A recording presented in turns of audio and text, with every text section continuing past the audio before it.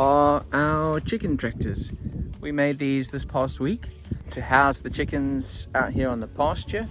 I cut all this grass with a tractor and a bush cutter this past week. The idea is to get these birds out here to have a great little chicken life before they turn into meat, broilers. So I wanted to give you a tour of what we're doing out here and why we're doing it. We started this new little business venture out here on the farm, and when you have a small place like this, you need to intensify. And how we felt we could do that was with these chicken tractors, and instead of putting 1,000 birds into a structure or something and just pumping them with food for 8 weeks and then selling them, we wanted them to at least be out here on the pasture and eat grass and bugs and kind of be as chickeny as chickens can be before, ultimately that's it. So far it's worked a treat. We move them once a day in the morning. We just drag them along with the bakkie or the pickup truck. We just move it on its length to give them fresh grass, fresh bugs, nice clean grass every 24 hours. So normally 8 o'clock in the morning, we do that, fill up their water, fill up their feeder, and move the tractor, the chicken tractor, to set them up for the day. And then they bed down for the night on that, and in the morning we move them again.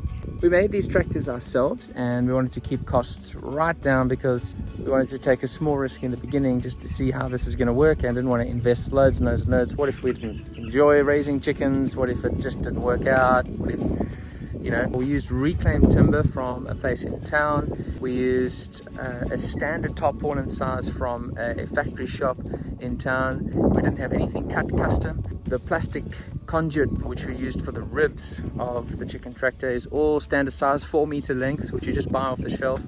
It was 24 Rand 99 for a 4-meter length, which is $1.60 or like £1.10, something like that. Just standardized materials that we can always get in the future. There's nothing really custom. The reason for that is when you keep it standardized, you can replicate it, and also it helps with the cost. In total, I think they probably around 3,500 to 4,000 Rand each, including the chicken mesh, the timber, the screws, the tarp, even the latches and hinges on the door, all of that, excluding labor, probably around between 3,500 and 4,000 Rand. So about £200, $230, $240 per one of these things. The biggest expense actually is the chicken feed. We're still learning about this. I want to explore some other ways to do the chicken feed, maybe like growing some flies or larvae or maggots or something, some green vegetation for them, but I still want to do a bit of research on that. So far we enjoy the process. It kind of is a check in the day to know you've got to be up and the chickens have to be moved by 8:30 in the morning. It's great, something that's a little bit of structure in this chaotic COVID world where nothing is normal anymore.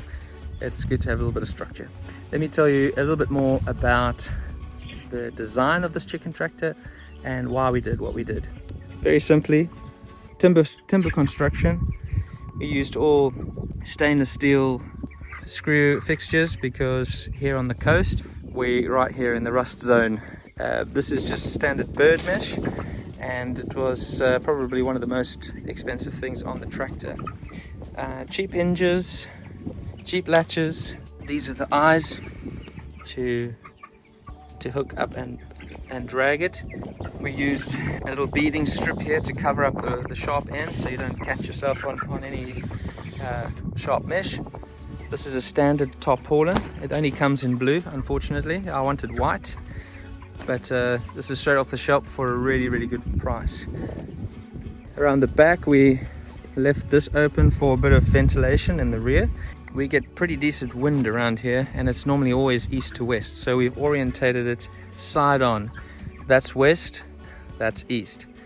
So the wind pushes against the side rather than blowing right down the center of the tunnel.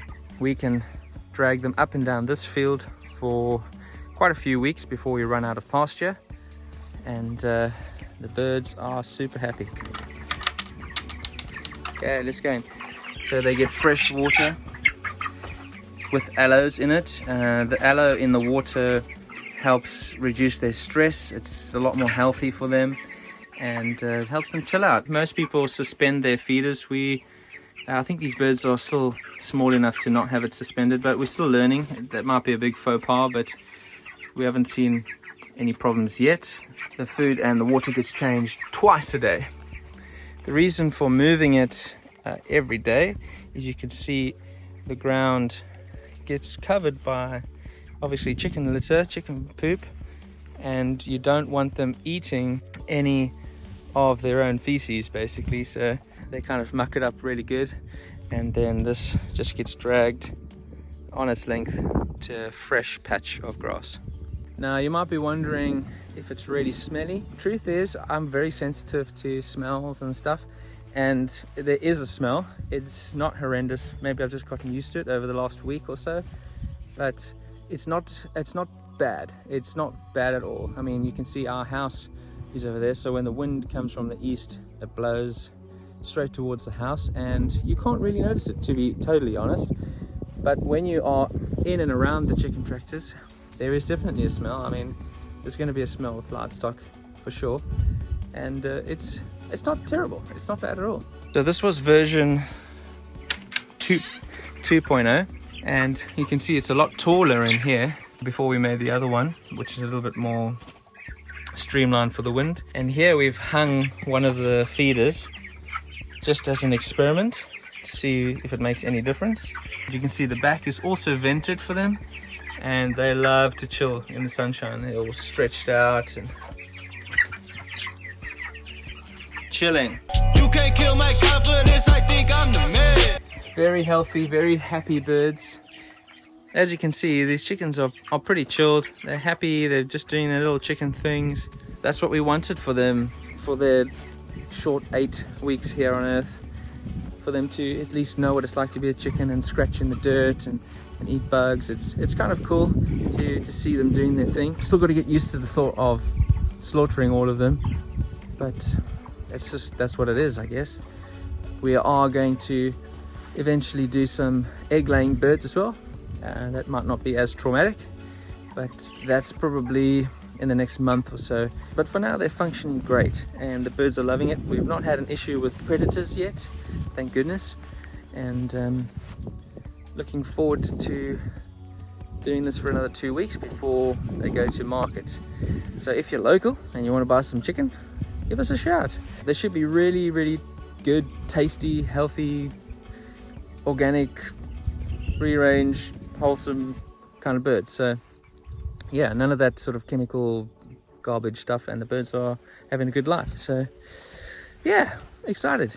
Thanks again for watching. I hope you enjoy this. I hope it helped if you're considering doing something like this, if you've got a small piece of land. We're kind of still experimenting, so I can't give any advice or anything, but thank you for following along our journey, and we'll see you on the next one. Not sure what it's going to be yet, but I don't know if I'm going to do a slaughter video. I think that's just going to be too gross.